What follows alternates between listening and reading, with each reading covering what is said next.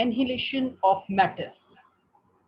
Annihilation of matter एक ऐसा phenomena है, you can say it is a reverse process of pair production.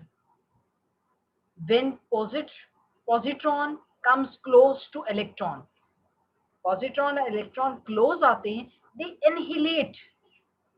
annihilate करते हैं and वो vanish हो जाते हैं, diminish हो जाते हैं, and they produces two photons in the gamma ray region. ये प्रोसेस आपके इनहेलेशन का प्रोसेस कराता है, जिसमें आप ये देखिए एक इलेक्ट्रॉन है, एक पॉजिट्रॉन है, जब ये कंबाइन हो रहे हैं, एनहिलेट है, मीन एनहिलेट वो कंबाइन होकर खत्म हो गए, डिस्ट्रॉय हो गए, they destroy each other, and as a result we get two photons. Photons having a range in the gamma region. Why in the gamma region? जो कि पहले अगर हम कंसिडर करते हैं फॉर द पेयर प्रोडक्शन के केस में हमने यहाँ पे देखा था कि यहाँ पे energy required for pair production was equal to twice the rest mass energy. So ये सेम रेस्ट मास एनर्जी जो है वो दो फोटॉन्स की सूरत में 0.51 मेगा इलेक्ट्रॉन वोल्ट्स की फॉर्म में दो फोटॉन्स ऑफ एनर्जी जो है वो इमिट करते हैं in the process of inhalation. अब इस inhalation की प्रोसेस से the existence of positron was predicted by Dirac in 1928 and it was discovered in the cosmic radiation in 1932 by Carl Anderson. It gradually becomes clear that every particle has a corresponding antiparticle with the same mass and charge if it is a charged particle but of opposite sign. इस process से inhalation और pair production की process से ये साबित हो गया कि हर particle, every fundamental particle and other particle has an antiparticle जो कि उसके सेम मास का है, सेम चार्ज मैग्नीट्यूड का है, लेकिन उस पे साइन जो है दैट इज ऑपोजिट, नेचर उसकी ऑपोजिट है। Particles and antiparticles also differ in the signs of other quantum numbers that we have not been discussed over here. Particle and its antiparticle cannot exist together at one place. Whenever they meet, they annihilate each other. जब भी हर ये particle और anti particle अलग अलग में हैं, अगर ये मीट करेंगे they will destroy each other, annihilate कर देंगे और वो दोनों पार्टिकल जो हैं वो डिसअपेयर हो जाएंगे और कंबाइन होके जब वो डिसअपेयर होंगे तो आपके पास वो जो मास है वो एनर्जीज के फॉर्म में अपेयर हो जाएगा। तो प्रोटॉन एंड एंटी प्रोटॉन जब एनहिलेट करते हैं, it was observe in the Lawrence Berkeley laboratory, इसमें ये सेम ऑब्जर्वेशन की गई और ये डिटरमिन किया गया कि हर मैटर का एक एंटी मैटर लाई करता है और जब वो एंटी मैटर के साथ इंटरैक्ट करता है, हर पार्टिकल अपने एंटी पार्टिकल्स के साथ इंटरैक्ट करेगा, they will destroy each other, they will annihilate and as a result we get two energies of the photons. Now next thing is wave nature of particle.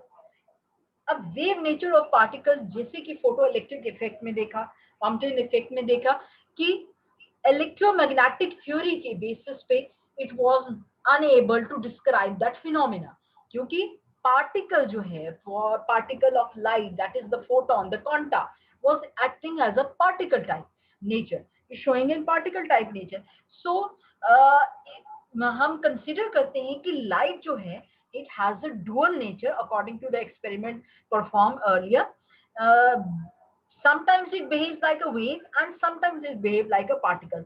In 1924, de Broglie thought that if waves can sometimes act like particles, perhaps the particles might act like waves under certain circumstances. De Broglie ने ये concept दिया था, he was a French physicist. In 1924 he gave the concept कि अगर कोई भी जो wave है it can act like a particle, then a particle can sometimes under certain circumstances ये वो वेव के तौर पे एक्ट कर, यानी वाइस वर्सा एक्ट कर सकती है। सो अगर wave like particle photon can have particle-like properties, then particle-like object can have wave-like properties. यानी अगर एक wave-like photon एक wave-like material है, उसकी particle-like properties हो सकती हैं, तो एक object जो एक particle है, उसकी wave-like properties exist कर सकती हैं. This means के electron can behave like a photon and photon can behave like an electron. So electron when behave like a photon which can be emitted and absorbed in a discrete bundle of form. तो उसके लिए momentum of the photon हमने exist किया कि जब वो similarly behave कर सकता है, so momentum of the photon is equal to h over lambda. h is the Planck's constant divided by the wavelength. इसमें सजेस्ट किया गया कि material particle such as electron it can be expressed by this same relation. यानी ये जो same relation दिया हुआ है of the photon, you can utilize this same relation for the electron. यानी इस रिलेशन से हम एक इलेक्ट्रॉन की भी मोमेंटम को डिस्क्राइब कर सकते हैं. अब अगर ये डिस्क्राइब किया जा सकते हैं तो एक पार्टिकल का मोमेंटम जो linear momentum it is the product of the mass and the velocity. इससे इक्वेट कर दिया. इससे इक्वेट करने के बाद हमारे पास ये जो रिलेशन डी ब्रोगलीस का रिलेशन आता है for the wavelength, it is equal to h divided by mv.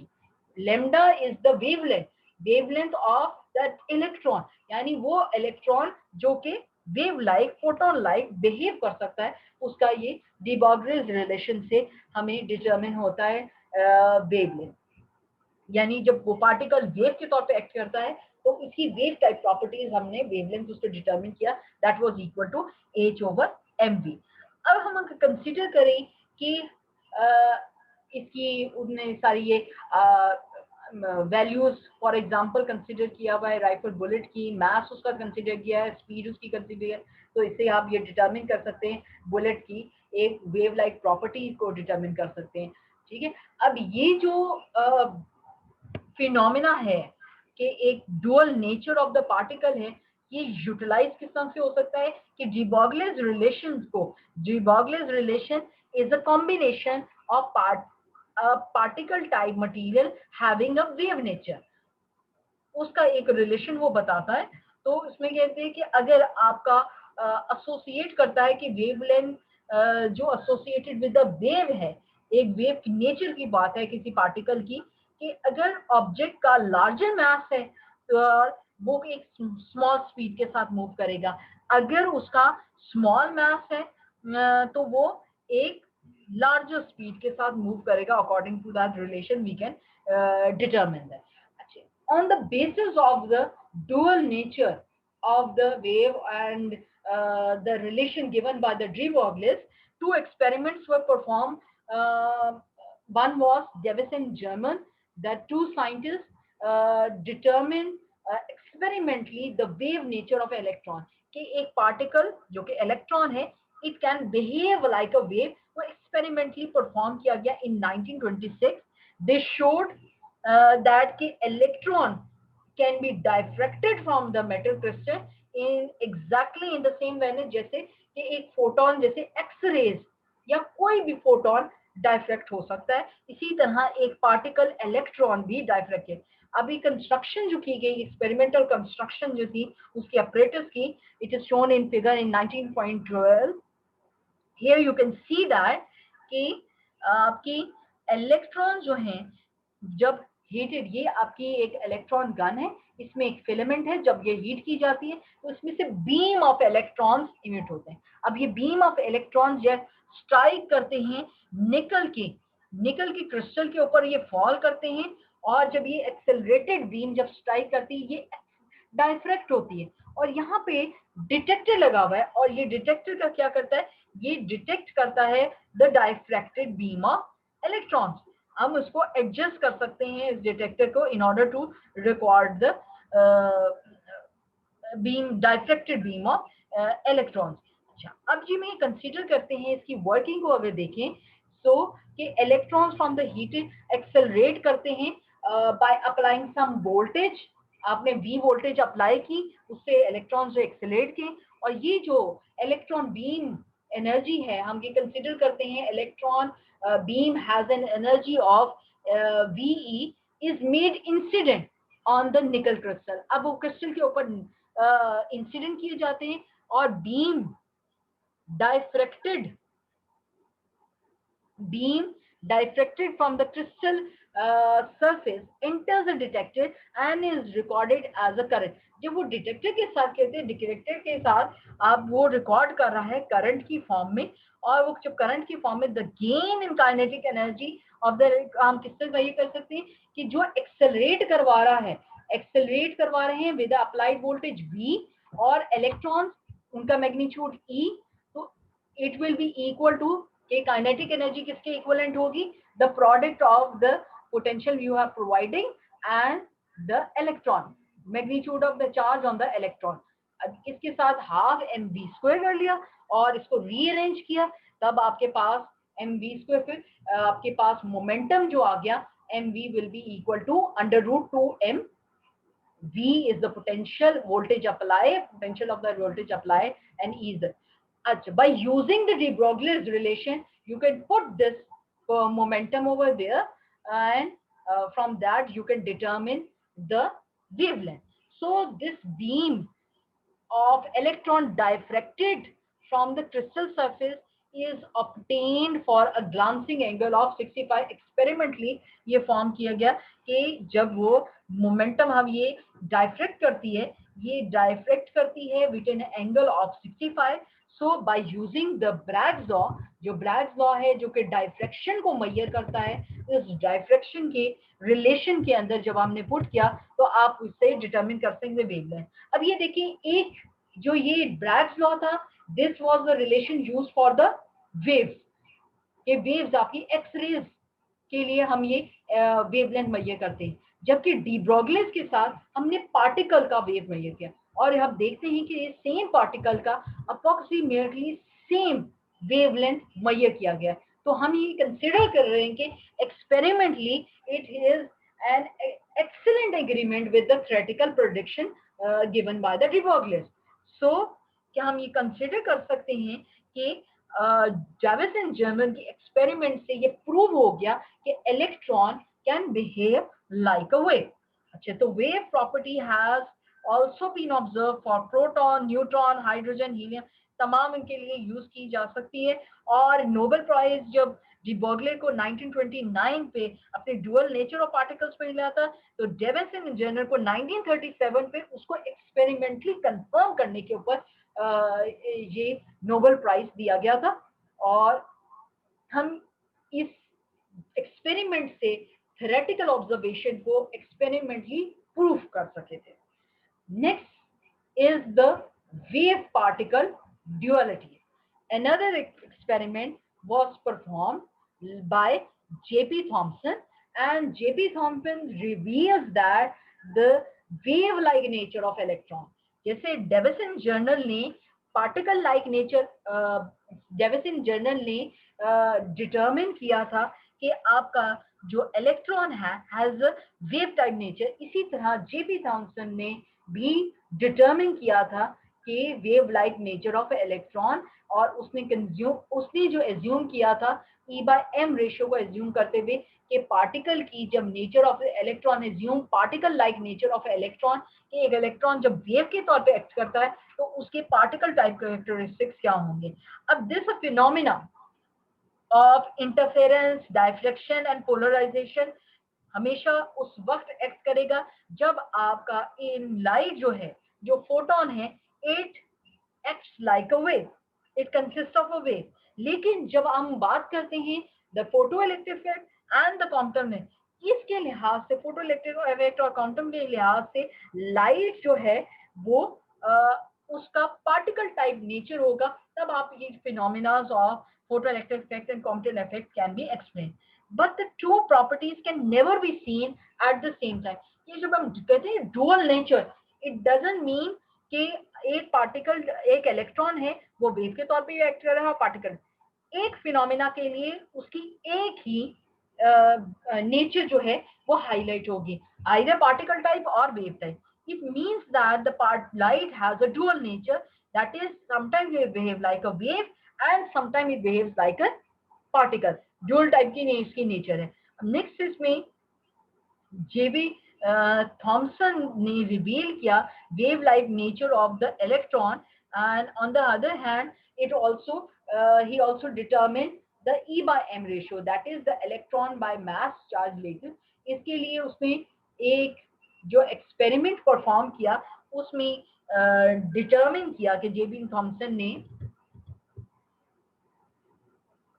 कि in the same way we force to assume both wave like and particle type nature of all matter, चाहे वो electron हो, proton हो, neutron हो, molecules हो, या आपकी lights हो, एक्सरेज हो, वो तमाम की सेम ये नेचर है, उनकी ड्यूअल नेचर पाई जाती है. यानी matter and radiation have dual behaviour, they have wave particle duality.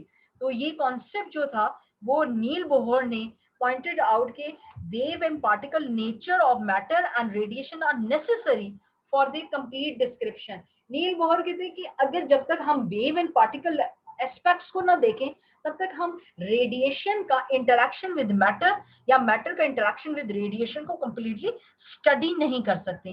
For example ये हम कंसीडर करते हैं फॉर द डायफ्रैक्शन ग्रेटिंग, इसमें लाइट का एक वेव नेचर को हमने स्टडी करना होता है कि जबकि हम फोटो इफेक्ट में कंसीडर करते हैं तो एक पार्टिकल का, फोटोन का एक पार्टिकल टाइप में इंटरेक्शन है with the electron. So there is no simple experiment that can be performed with the beam that will require you to show it as a wave or a particle at the same time. हम कोई experiment ऐसा perform नहीं कर सकते जिससे हम ये determine कर सकें कि एक आपका जो पार्टिकल है, रेडिएशन है, उसकी साइमल्टेनियसली डुअल नेचर लाई करती है in space. In general, all electrons, protons, photons, atoms propagate in space, and as if they were wave and exchange energies as if they were particles. अच्छा, जब ये space में propagate करेंगे वो wave type propagate करेंगे and exchange करेंगे energy जब वो पार्टिकल टाइप मूव करेंगे. यानी photo electric effect, quantum effect, इन के अंदर वो पार्टिकल टाइप होते हैं, उसमें एनर्जी की अपनी इंटरेक्शन हो रही होती है, एनर्जी एब्जॉर्ब कर रहे होते हैं, इमिट कर रहे होते हैं. लेकिन जब वो स्पेस में मूव करते हैं, in moving in the space, उनकी इंटरेक्शन जो होगी वो वेव टाइप की होगी. Now comes the uses of wave nature of particle.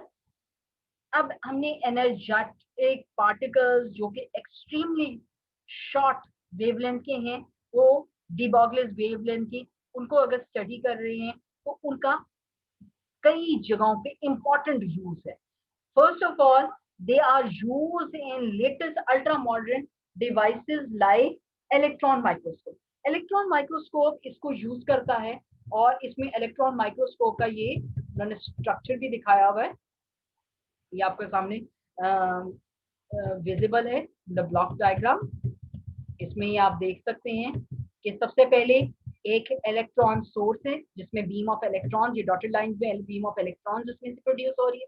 In between वो मैग्नेटिक कंडेंसर्स में से गुजरती है कि इन बिटवीन आपका स्पेसिमेन है. स्पेसिमेन के बाद ये इसके जो इंटरेक्शन के बाद आपको इमेज मिलती है, फर्स्ट इमेज, सेकेंड इमेज, और जो मैग्नीफाइड होकर इलेक्ट्रॉन माइक्रोस्कोप पे आप मिलते हैं. इलेक्ट्रॉन माइक्रोस्कोप प्रैक्टिकल यूज करता है वेव नेचर ऑफ इलेक्ट्रॉन्स को, और इससे आप मॉर्फोलॉजी ऑफ द पार्टिकल, यानी उसके अंदर ग्रेन किस तरह के हैं, क्या साइज है, उनकी क्या ओरिएंटेशन है, उसको स्टडी करने in very short interval of time you can study that morphology or the surface structure of that material. So surface, grain, size, shape, orientation of that material हम consider कर सकते हैं इसमें. और as compared to the optical microscope, optical microscope से इसकी resolution far better है, क्योंकि इसमें इलेक्ट्रॉन बीम को यूज कर रहे हैं और इलेक्ट्रॉन बीम की जो है वो इंटरैक्ट करती है और वो ग्रेटर रेजोल्यूशन, आपको ग्रेटर मैग्निफिकेशन प्रोवाइड करती है.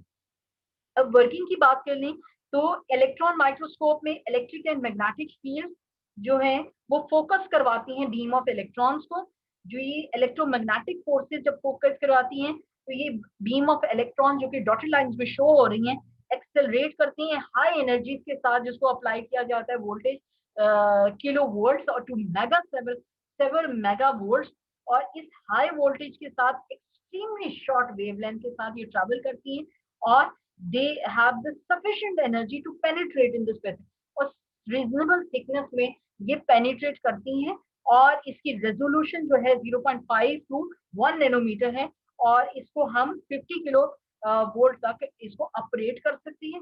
जबकि अगर कंसिडर करें ऑप्टिकल की इसकी resolution as compare to optical microscope की रेजोल्यूशन 0.2 मीटर होती है, जबकि इसकी 0.5 से 1 नैनोमीटर है। So the difference is quite visible कि ये ज्यादा बेटर रेजोल्यूशन के साथ आपको पिक्चर या इमेज प्रोवाइड करती है। इसके अंदर आप देख सकते हैं मैग्नेटिक कंडक्टिंग लेंसेज हैं जो कंसंट्रेट करते हैं, यानी उनकी direction of the electron beams को सेम डायरेक्शन पे रखते हैं, उसको पाथ को डाइवर्ट होने से रोकते हैं और इलेक्ट्रॉन्स को स्कैटर होने से रोकते हैं। अब ये जो इलेक्ट्रॉन्स जो हैं जब वो स्ट्राइक करते हैं पार्टिकल्स के साथ, अब ये ट्रांसमिटेड बीम जो हैं वो इलेक्ट्रॉन की जब स्ट्राइक कर रही हैं, एज अ रिजल्ट वो पेनिट्रेट करती हैं, और जब वो पेनिट्रेट करती हैं तो उसमें से डाइफ्रेक्ट होने के बाद आप ये देखें फर्स्ट इमेज जो है आफ्टर ये जो इसमें से पास होने के बाद ये इलेक्ट्रॉन बीम की कुछ जो डाइफ्रेक्टेड और ट्रांसमिटेड पार्ट, अब इसमें से जो ट्रांसमिटेड पार्ट है beam part of the beam है वो रिजल्ट होता है फ्रॉम द स्पेसिमेन में से गुजरने के बाद जो आपको ऑब्जेक्टिव में से इंटरमीडिएट लेंसेज हैं वो ये ट्रांसमिटेड पार्ट को फोटोग्राफ की फॉर्म में एक इमेज की फॉर्म में क्रिएट करता है। तो स्कैनिंग इलेक्ट्रॉन माइक्रोस्कोप जो है वो एक 3 डायमेंशनल इलेक्ट्रॉन माइक्रोस्कोप है और वो ज्यादा मॉडर्नाइज मेथड है और इसमें एक्यूरेसी जो है वो ज्यादा बेटर है। एट सब एटॉमिक लेवल ये 100% करेक्ट और पॉसिबल आपको रेजोल्यूशन ऑफ द और क्लियर पिक्चर और मॉर्फोलॉजी ऑफ द मटेरियल आपको प्रोवाइड करती है। Now the last topic of this chapter is uncertainty principle. According to the uncertainty principle, position and momentum of a particle cannot simultaneously measured with great perfect accuracy. यानी किसी भी particle का position and momentum simultaneously आपने with accuracy measure करना है तो it is not possible. There always lie an uncertainty in measuring that position and the momentum. अच्छा, this uncertainty ये किसी मेजरिंग इंस्ट्रूमेंट से रिलेटेड एसोसिएटेड नहीं है, ये एसोसिएटेड है with the wave particle duality of matter and radiation interaction. ये जो वेव पार्टिकल मैटर की ड्यूअलिटी नेचर है, duality of a wave like और पार्टिकल टाइप ड्यूअलिटी, इसकी वजह से हम मेजर नहीं कर सकते साइमल्टेनियसली पोजीशन एंड मोमेंटम को with uncertainty. With certainty we cannot determine that. So this phenomena or this concept was first introduced by Heisenberg in 1927 on the basis of the dual nature of the light. And in the dual nature ये आपका जो phenomena principle है इसको Heisenberg uncertainty principle कहते हैं, और इस principle की according हम consider करते हैं कि fundamental uncertainty is completely neglected for measurement of position and momentum of macroscopic objects, but in case of microscopic objects, the subatomic particles, the uncertainty is not negligible. अब ये कोई larger जो particles हैं उनके लिए हम इग्नोर कर सकते हैं पोजीशन और मोमेंटम को, लेकिन जब हमारे सब एटॉमिक पार्टिकल्स हैं तो उसमें जो मेजरमेंट के अंदर सर्टेनिटी अनसर्टेनिटी लाई करती है उसको इग्नोर नहीं किया जा सकता। So uncertainty principle states that the product of here you can get the relation.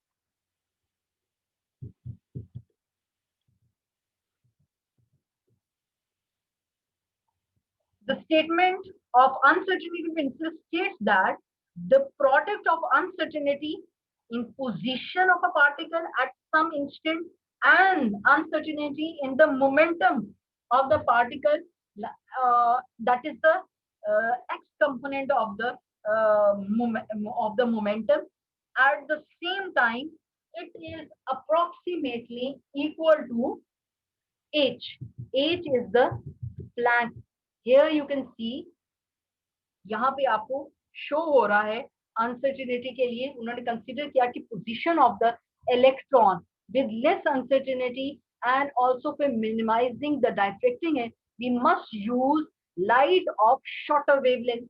ठीक है, अगर आपने पोजीशन को डिटरमिन करना है तो इट इज रिक्वायर्ड कि आप शॉर्टर वेवलेंथ को मेजर करें विथ लेस अनसर्टेनिटी. लेकिन अगर आपने मोमेंटम को मेजर करना है तो मोमेंटम को मेजर करने के लिए रिक्वायर्ड है कि आप जो यूज कर रहे हैं डायफ्रैक्शन इफेक्ट के लिए यूज कर रहे हैं वो light should be of longer wavelength. तो साइमल्टेनियसली जब आप दो चीजों को मेजर कर रहे हैं, एक के लिए अनसर्टेनिटी लेस अनसर्टेनिटी उस वक्त होगी जब शॉर्टर वेवलेंथ होगी और एक के लिए अनसर्टेनिटी उस वक्त होगी जब लॉन्गर वेवलेंथ होगी. तो इसलिए साइमल्टेनियसली आप इसको मेजर नहीं कर सकते.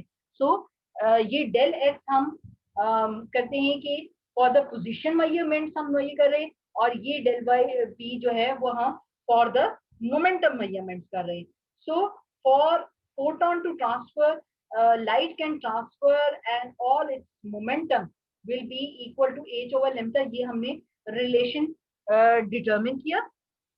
अब इसमें देखिए मैक्सिमम अनसर्टेनिटी जो के मोमेंटम में आ सकती है h over lambda. In order to reduce this आप ये देख रहे हैं जो वेवलेंथ है वो डिनोमिनेटर में है, जबकि पोजीशन के केस में जो है वो न्यूमिनेटर की फॉर्म में है. ठीक है, तो जब डिनोमिनेटर का इसका मतलब है in order to reduce the uncertainty and momentum it is required कि longer wavelength हो. जितनी longer wavelength हो ये उतना ही change in momentum will be reduced और जितनी ही shorter wavelength होगी उतना ही change in position will be reduced. So हम इस relation को जब दोनों को combine करते हैं तो हम ये देखते हैं कि uncertainty that is the change in position and the uncertainty in momentum that is the change in momentum. This is both products is equal to h. जब आप इसको दोनों को मल्टीप्लाई करेंगे तो it is approximately equal to h where h is the Planck's constant. और इसी तरह जैसे uncertainty in position and momentum लाई करती है, इसी तरह uncertainty लाई करती है in measuring the energy of the particle and the time at which it had that energy. यानी उस टाइम पे जिस वक्त उसके पास वो एनर्जी थी और एनर्जी ऑफ द पार्टिकल उसको साइमल्टेनियसली मेजर करना with uncertainty, with less uncertainty, it is not possible. So Heisenberg gives the relation for the energy and the time that is also equivalent to h, that is the Planck's constant. So according to Heisenberg, more careful calculation we can found a less we can determine a less uncertainty measurement.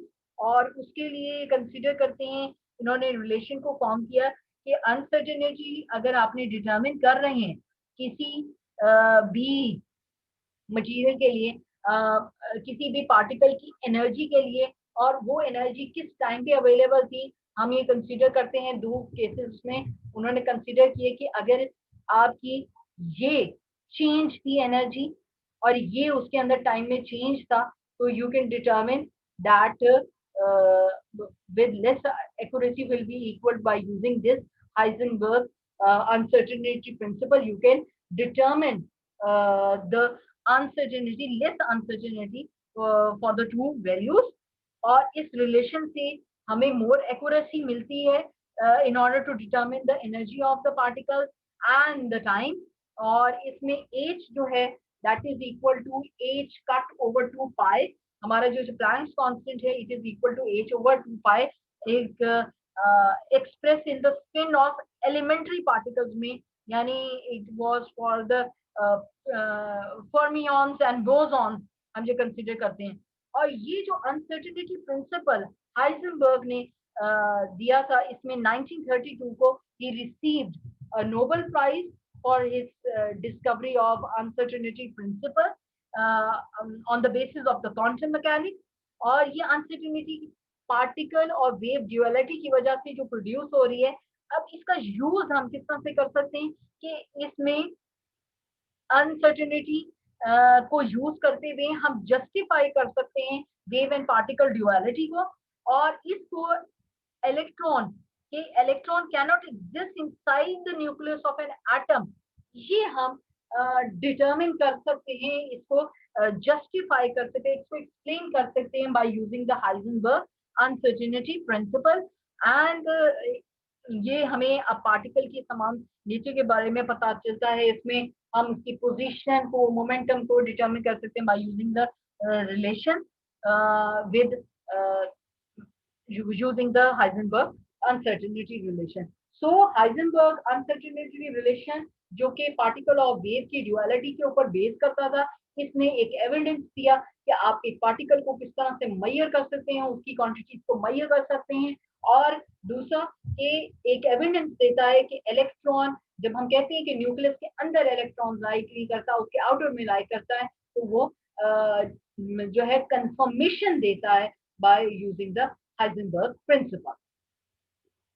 So this was all about the chapter number 19. Here we conclude the chapter number 19 on the topic in 19.8, the uncertainty principle, which was therefore the Heisenberg's uncertainty principle.